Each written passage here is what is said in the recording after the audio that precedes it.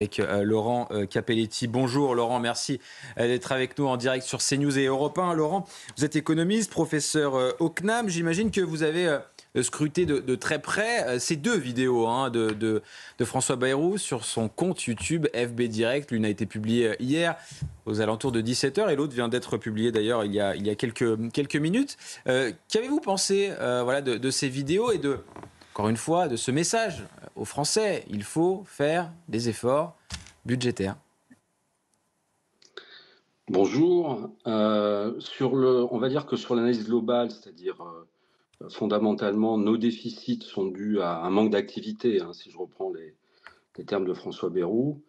Je pense que l'analyse fait consensus, hein, aujourd'hui, c'est-à-dire que quand on se compare avec des pays qui ont des situations budgétaires équilibrées et qui sont comparables à nous en termes de modèle social, on va dire, hein, genre bien sûr Allemagne, pays du Nord, Danemark, etc., on se rend compte qu'en fait, on ne crée pas assez de valeur par le travail, voilà, hein, c'est-à-dire pas assez de PIB, tout simplement.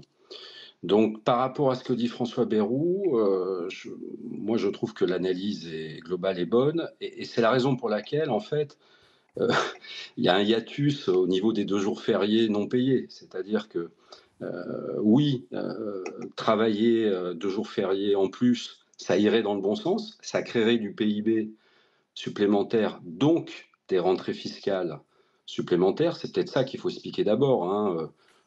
Une journée de travail rapporte en gros 10 milliards en France de PIB.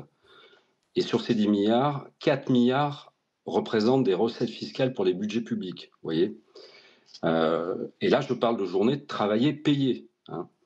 Et donc, le petit hiatus, ce serait de dire, bah, à ce moment-là, oui, pour 2 jours fériés travaillés, mais payés. Voilà. J'allais dire, ce serait la critique, hein, qui serait à faire à François Bayrou. Et puis la deuxième, c'est, on parle de quantité systématiquement de travail, mais il faut savoir qu'en France, en fait, on souffre également d'un défaut de qualité, hein, du travail. Euh, je suis intervenu régulièrement sur vos plateaux ou dans la presse sur la problématique de l'absentéisme au travail, hein, sur les accidents du travail également. Tout ça, en fait, à la fin, fait des trous, hein, de PIB absolument énormes, très supérieurs à ce qui se passe dans les autres pays. Et donc, en fait, et c'est un peu, je dirais, la critique globale qu'on pourrait faire aux propositions de François Bayrou, c'est oui, quantité, mais quantité de travail payé, d'une part, et deuxièmement, améliorer la qualité du travail, s'attaquer effectivement aux conditions de travail, au management, dans le public, dans le privé, pour aussi améliorer la qualité du travail. Parce que c'est les deux, quantité et qualité, qui font à la fin la création de valeur durable, en fait, hein. Voilà, Oui, mais en Laurent quelques mots. Capelletti, est-ce que ce message est entendable? Est-ce que les Français aujourd'hui, quand ils écoutent François Bayrou, ils se disent: oui, c'est vrai, le Premier ministre, il a raison, peut-être, effectivement, et ils sont peut-être d'accord avec François Bayrou. Mais on parle effectivement de messages qui sont diffusés au mois d'août, alors même où certains Français sont privés de vacances parce qu'ils n'ont pas les moyens de s'offrir des vacances et on leur demande encore plus et toujours plus d'efforts. C'est vrai que c'est difficile à entendre, j'imagine, pour de nombreux Français, même si vous partagez peut-être le constat de François Bayrou et les mesures qu'il souhaite prendre, en tout cas, pour réduire ce déficit budgétaire.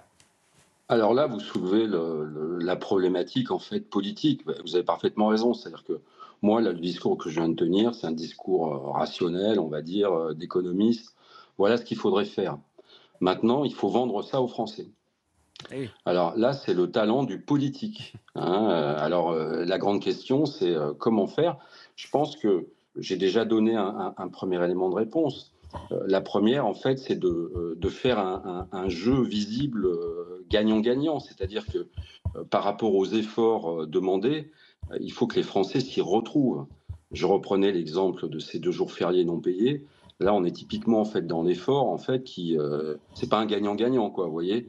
Donc, si je peux me permettre, si vous voulez, le conseil que je pourrais donner en fait à notre personnel politique, en sachant que tout ça est compliqué, je ne fais pas des leçons non plus de ce point de vue-là, mais c'est de trouver en fait, je vais reprendre une expression de Trump, des deals. C'est-à-dire, voilà tel effort et en contrepartie, vous aurez ça. vous voyez?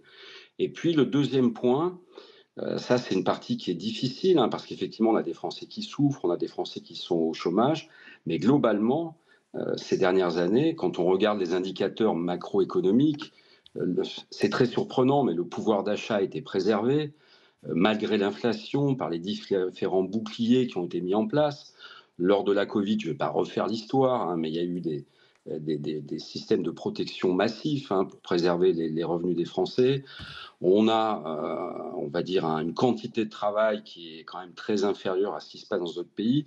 Donc, on est dans une situation où on va dire que globalement, même s'il y a des cas, je ne le nie pas, de Français qui sont en situation très difficile, globalement, on va dire qu'on n'est pas à plaindre. Voilà.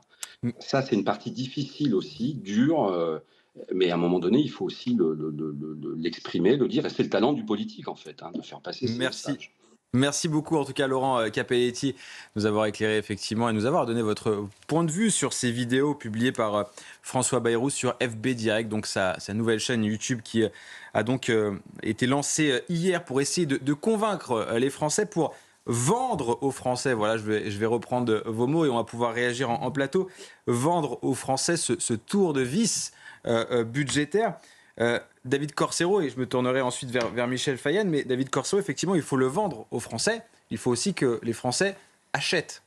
Et là, ça risque de coincer. Non, mais je pense que l'idée de ces vidéos, c'est d'expliquer aux Français très clairement la situation de la France. Aujourd'hui, c'est une situation qui est assumée par le Premier ministre. C'est rare qu'on nous ait eu des mots aussi forts avec des analyses et des chiffres. Aujourd'hui, François Bayrou pose très clairement le diagnostic et je pense que personne ne contredit ce diagnostic. La question, c'est aujourd'hui comment on sort, quels efforts on est prêt à faire. Et je pense que l'idée de cette thématique de vidéo, c'est d'expliquer très clairement aux Français où on en est, d'ouvrir un dialogue, parce que ce qui va être dit derrière, c'est que vous pouvez communiquer avec le Premier ministre à travers ces vidéos. Oui. Il s'est engagé à répondre aux Français aux questions qui se posent, mais après, c'est le débat parlementaire. Oui, c'est interactif, il y a un échange vraiment direct avec les Français. Et c'est là où c'est intéressant.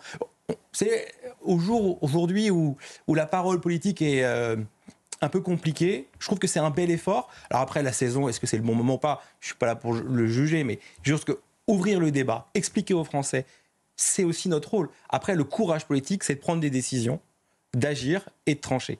Et ça, c'est le second temps. Mais je pense qu'aujourd'hui, l'ensemble des Français doivent comprendre la situation de notre pays, qu'aujourd'hui, on a trop de dettes. Il faut trouver une solution. Et je trouve que c'est courageux, en tout cas, de sa part. Alors, c'est pas parce que c'est ma famille politique. Hein. J'aurais dit la même chose si c'était un autre Premier ministre et de poser... Vous savez, pendant des années... Je rappelle que vous êtes ancien député Modem du Val d'Oise. Et je suis aussi conseiller municipal à Soisy-sous-Montmorency. Mais l'idée, c'était de se dire, avant, on ne disait pas qu'on était dans le rouge. Aujourd'hui, très clairement, la position aujourd'hui du Premier ministre et du gouvernement de dire on ne peut plus, ça ne peut plus condurer, il faut trouver des solutions. Et je pense que c'est ça, parce que le débat parlementaire va venir derrière. Et moi, j'invite tous les Français à prendre contact avec leurs députés pour leur proposer des solutions. Parce que c'est les députés qui vont devoir amender les textes, pouvoir proposer. Donc c'est là où ça devient intéressant. C'est qu'il faut que les Français se saisissent de cette dette et qu'ils trouvent des solutions. Moi, je pense que très clairement, la part de l'État, il faut la réduire. Hein. Il faut que l'État fasse... Alors, c'est ce que j'allais vous dire. C'est ce que j'allais vous dire, David Corcero. Ouais, je rebondis sur vos propos et je vais vous faire réagir ensuite. C'est que on l'entendait, Laurent Capelletti, qui parlait de deal. Et souvent, les Français, quand on les interroge, ils le disent. Le deal, c'est oui, on fait des efforts, mais faites-en aussi. Mais moi je suis le premier. Vous savez, je suis le premier à dire. Moi, quand j'étais député, et je vous le dis tout de suite, j'ai refusé le cumul du salaire. Donc j'avais une rémunération qui était faite par l'agglomération. Moi, je la reversais aux associations. Je trouve qu'on ne peut pas cumuler quand on est un élu de la République. On ne doit pas le faire. Moi, je suis prêt à faire plein d'efforts. Parce que la France, on peut dire ce qu'on veut, on a un système qui est magnifique, qui est solidaire. On est tous solidaires. Sauf qu'aujourd'hui, si ça s'effondre, c'est pour tout le monde, ça s'effondre. Donc c'est là où c'est beaucoup plus compliqué. Moi, je pense qu'aujourd'hui, il faut que les Français se saisissent du sujet. Écrivez à vos députés, faites des propositions, dites ce que vous sentez juste ou injuste. Vous avez le droit, mais je pense que c'est aux Français de se saisir de ces vraies problématiques. Parce que très clairement, à la fin de l'année, il y a le débat. S'il y a une notion de censure, plus de gouvernement, on n'aura pas réglé le problème. Hein. On repart à zéro. Oui, non, mais c'est pas régler le problème. Hein. Mais, non, mais c'est très clair. Hein. Repartir à zéro, c'est pas régler le problème. Michel Fayad. Mais moi, d'abord, je pense qu'on ne devrait pas demander des efforts aux Français, on devrait demander des efforts à l'État, en premier lieu. Mais c'est ce que j'ai dit, il faut d'abord non, que j'ai l'État pas se dit que vous réforme, l'avez... mais il faut que ce soit deux vases communicants. Mais, je suis pas en train de... Non, mais... J'ai pas dit que vous l'avez pas dit. Mais pour moi, en fait, je réfléchis comme si la France, comme si l'État était une entreprise. Les Français sont des actionnaires. Ça fait des années qu'ils payent leurs impôts et donc qu'ils investissent dans l'État. Et là, notre classe politique, c'est le management et les dirigeants de cette entreprise. Et ils gèrent, il y a 3 000 milliards d'euros de dettes, et il y a un déficit budgétaire chaque année, un déficit commercial chaque année, et à un moment donné, on nous dit, le management dit aux actionnaires, il faut encore que vous payiez de votre poche, par contre, on va continuer à faire du mauvais boulot, on va continuer à perdre de l'argent, et on va continuer à avoir les mêmes salaires, on va continuer à dépenser comme on dépense. Ça ne marche pas. Et malheureusement, quand on change de dirigeant, le problème continue. Oui, non, mais dans les entreprises, on peut aussi changer de dirigeant. Et... Non, mais bien sûr, il peut y avoir des succès, il peut y avoir des défaites. Mais le fait est qu'aujourd'hui, il faut quand même regarder la vérité en face. C'est-à-dire que la France a un bilan et la France a aussi un compte de résultats, comme une entreprise. Au niveau du bilan, elle a des actifs et elle a des passifs. Aujourd'hui, la dette est plus importante que nos actifs. C'est-à-dire que le passif, pour un chef d'entreprise ou n'importe qui suit cette émission, il comprendra. C'est-à-dire que le passif dépasse l'actif. Dépôt de bilan. Donc dépôt de bilan, donc faillite. De l'autre côté, il y a un compte de résultats où nos revenus sont moins importants que nos dépenses. Et l'essentiel de nos dépenses, ce sont des dépenses publiques. On a le plus grand nombre de fonctionnaires de toute l'Europe. Commençons par ça. Donc, si on a ces deux aspects-là financiers, on règle le problème quoi ? En demandant encore aux Français de payer ? Non, mais il y a des choses où les Français seraient peut-être d'accord pour payer, peut-être pour avoir de nouveau des services publics en campagne. Ça, certainement. Mais par contre... Oui, un service de santé digne de ce nom. Bien sûr, ou bien des écoles publiques où il y a la sécurité et qui peuvent remettre leurs enfants dans ces écoles. Il y a plein de choses à faire. Sauf que avant cela, il faut que l'État fasse des efforts. Et moi, je pense que François Bayrou, en fait, en demandant des efforts aux Français, il y a une part bonne et une part mauvaise. C'est-à-dire la part bonne, c'est de reconnaître effectivement que le pays est endetté et tout. Mais enfin, François Fillon l'avait déjà dit en 2007, il me semble. Mais l'aspect négatif, c'est qu'au lieu, avant de faire son premier podcast sur les efforts demandés aux Français, il aurait dit ce qui était à l'État. Exactement. Je pense que la première vidéo, alors loin de moi l'idée d'être... le responsable communication de François Bayrou, mais effectivement, la première vidéo qu'il aurait peut-être dû faire, c'est de dire « je vais faire des efforts, nous allons faire des efforts ». Et faites-en. Oui, l'État, effectivement, on va faire des efforts. Et comme ça, peut-être qu'effectivement, les Français auraient été convaincus. Encore une fois, et auraient accepté le message. Je ne suis pas expert en communication. Jacques Morel. Je n'ai pas grand-chose à rajouter à ces deux spécialistes.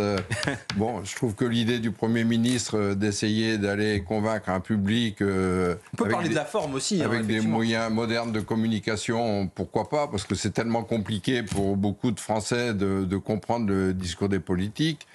Les gens qui sont sur YouTube, ils lisent peut-être pas les journaux, ils regardent pas la télé. Donc si c'est un moyen...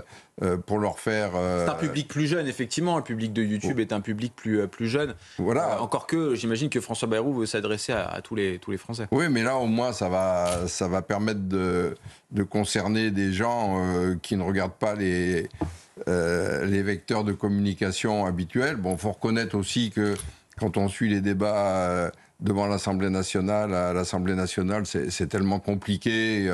d'entendre une parole, les gens sont sans arrêt coupés, contredits, ben là au moins il peut s'exprimer, il n'y a pas de contradiction. Certes, les gens pourront poser des questions et les services du Premier ministre répondront.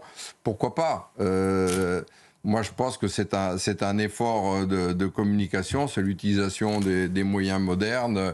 Il faut laisser la chance au message qui sera passé par cette voie-là. Oui, et l'avantage des moyens modernes, pour reprendre vos mots, Jacques Morel, c'est qu'on peut voir aussi le nombre de personnes qui ont visionné effectivement cette première vidéo. Alors, on va laisser du temps, bien sûr, à la chaîne de François Bayrou, FB Direct, mais voilà, la première vidéo, on peut le voir en instantané, c'est 69 000 vues. Donc, effectivement, ça a touché un petit public, encore que David Corso, j'imagine aussi, il faut laisser du temps Donc ça s'installe, c'est comme une série. Hein, voilà. C'est aussi les vacances. Beaucoup de C'est aussi les Français vacances, ne voilà. sont pas connectés sans arrêt. Moi, je pense que toute initiative est bonne à prendre. Enfin, c'est mon point de vue. Vous savez, c'est tellement facile de se dire on fait rien, on attend le débat politique à l'Assemblée. Bon, je trouve que voilà, il faut saluer l'initiative, après qu'elle soit bonne ou pas bonne, les Français choisiront. Il faut être réaliste. Mais je trouve que ce qui est intéressant, c'est de pouvoir échanger. Moi, je trouve que l'échange est intéressant. Je ne sais pas si vous avez vu les questions. On rappelle encore une fois que les Français vont pouvoir poser des questions, échanger directement avec. Et donc, il y a quand même des questions de fond sur combien on est prêt à réformer sur l'État, sur énormément de... Quels efforts l'État est prêt à faire. Exactement. Et surtout, il y a des niches fiscales où, si vous lisez les commentaires, il y a énormément de Français qui disent qu'il faut supprimer plein de niches fiscales et qu'on ferait des économies. Toutes les petites niches qui sont...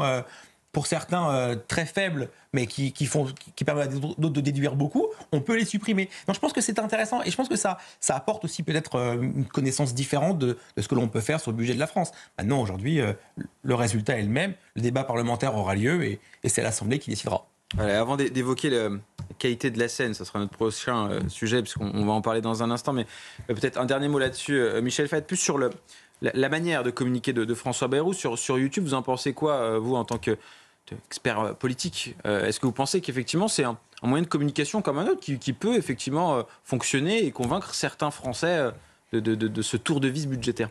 Non, mais il est clair qu'aujourd'hui, les réseaux sociaux sont des outils de communication très importants pour les politiciens. Je veux dire, Donald Trump a fait sa campagne sur TikTok. Les dernières élections européennes et même législatives au moment de la dissolution ont aussi été faites en partie sur TikTok, y compris même les émissions de CNews qui retournaient sur TikTok et les autres télés, bien entendu. Mais je veux dire... TikTok et YouTube ont été les deux, deux viviers de ces campagnes. Et d'ailleurs, surtout TikTok plus que YouTube. Et en fait, et on voit d'ailleurs les représentants politiques multiplier maintenant les contenus vidéo, notamment sur TikTok. Mais justement, donc peut-être de tous bords d'ailleurs. Hein. Mais justement, donc peut-être que François Bayrou est un peu en retard dans ce niveau-là, parce que YouTube était devenu ringard. Ouais, c'est devenu un peu ringard. C'est un peu comme Instagram qui a dépassé Facebook, et vous avez aujourd'hui TikTok qui a dépassé finalement YouTube. Donc, si moi j'avais été son communicant, j'aurais dit d'abord peut-être de le faire sur TikTok. On va refaire la communication dans cette émission de François Bayrou. La durée, oui, c'est vrai. Sur TikTok, 1 heure. Oui, mais la difficulté sur TikTok, c'est que vous pouvez avancer là sur YouTube, vous pouvez choisir une séquence, la capter. Mais il pouvait la couper aussi en plusieurs. Et vous savez comment c'est, après c'est toujours pareil. Et là où David Corséo a raison, effectivement, c'est que TikTok, c'est souvent des vidéos très courtes. Voilà. Pour expliquer un thème aussi complexe, c'est YouTube, c'est peut-être plus approprié. On va conclure cette émission.